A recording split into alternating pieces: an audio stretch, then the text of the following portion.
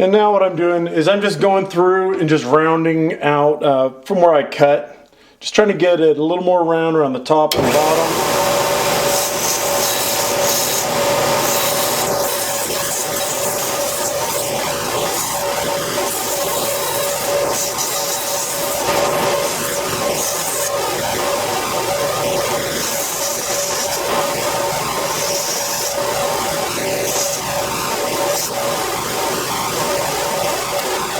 You can see now starting to take on the shape a bit. And I have it round here. I'll go in and get this, try to get it as round as I can get it. Actually right now I can take a little bit off of where the stem's going to be. Then for the transitions where it goes into the main portion of the pipe, I use a Dremel, and I'll show you some video of how I do that. But right now I'm going to go in, get a little more off of this.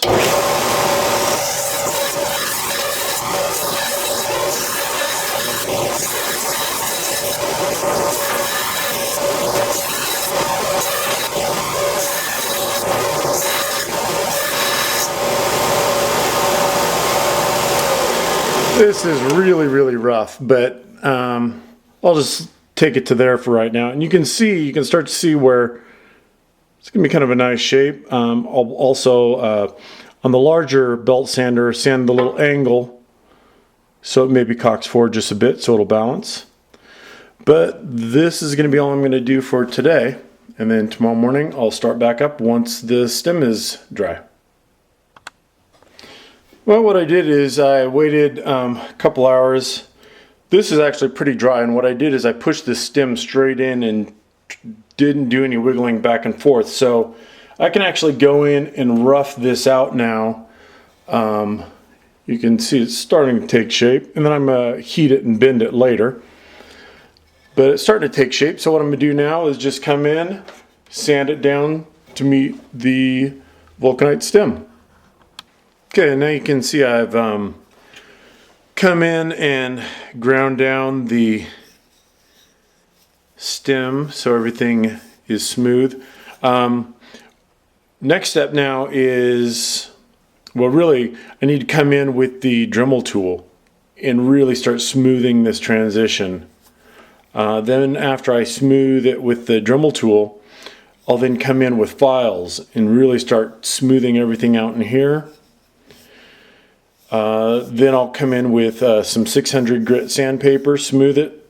Then I finalize it or finish it off with 1500 grit. After that, then I'll probably move on and do the rustication. Instead of explaining it, I'll show you in my upcoming segments in this. Okay, now I'm ready to come in and start doing some shaping with the Dremel tool. Let me see if I can zoom in so you can see what bit I'm using for this. Not really focusing.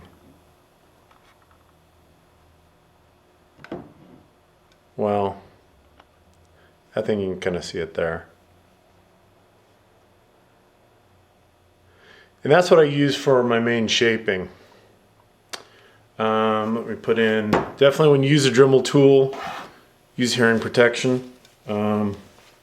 High-pitched sound is kill your hearing. Okay, so I'm just going to start this off and show a little bit. Zoom this out a bit. And just show kind of how I come in. I'm not going to sit here the whole time, but how I start working on some of these transitions.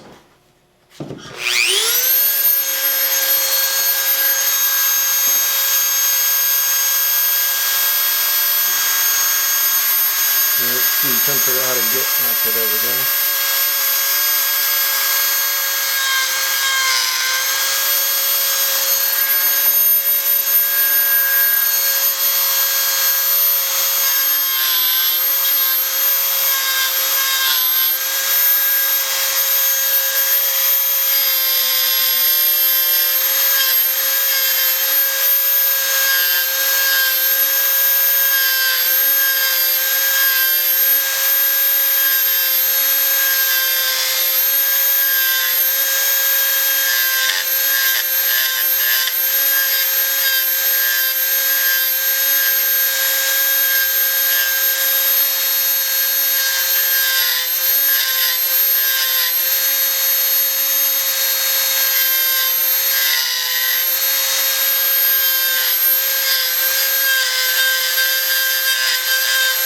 I'm going to come in and go slow.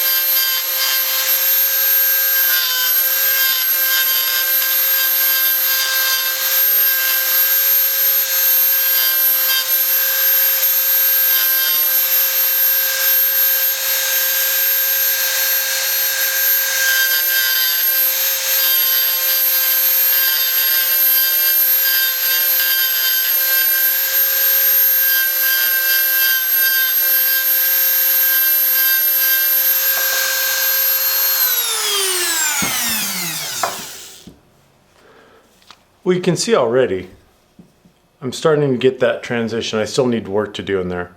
But you can see how I'm just slowly go in. I got some built up areas in here I need to take down to get that smooth. But now it's starting to look like a pipe a little bit. So I'm going to go ahead and finish up here, and then next step will be the files. Okay, one more. I just finished up with the Dremel tool, and that's about as close as I'm going to get it with the Dremel. Got the transition. You can see I still have, and it helps to have a good light. You can see it's a little bit higher in here. I'll take that down with files. That won't take long at all. And this is going to be rusticated, and when you're rusticating it, if there's little imperfections, you're going to be putting a texture in so you can actually correct that when you're rusticating it. The main thing is making sure that the stem is really smooth. But let's see, how long have I been working here?